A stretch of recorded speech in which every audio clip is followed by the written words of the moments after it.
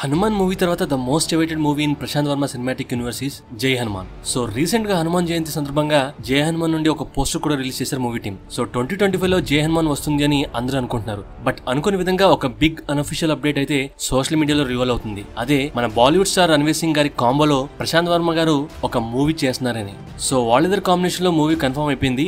Recent గా రణవీర్ సింగ్ గారు హైదరాబాద్ వచ్చినప్పుడు ఆ మూవీ తాలూకు పూజా కార్యక్రమాలు కూడా అయిపోయాయని అంటున్నారు. సో అఫీషియల్ అనౌన్స్మెంట్ రావాల్సి ఉంది.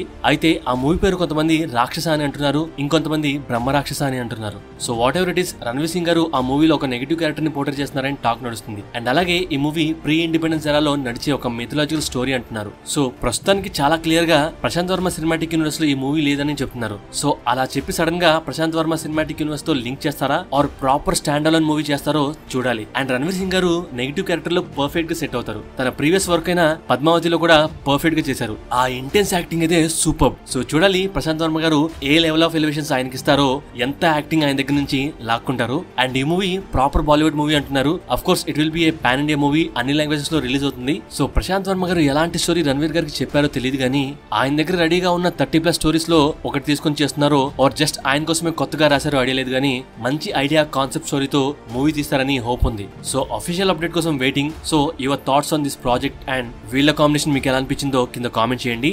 అండ్ 25,000 కి చాలా దగ్గరలో ఉన్నాం. మన ఛానల్ ని సబ్స్క్రైబ్ చేయడం మర్చిపోకండి. Thank you, love you all.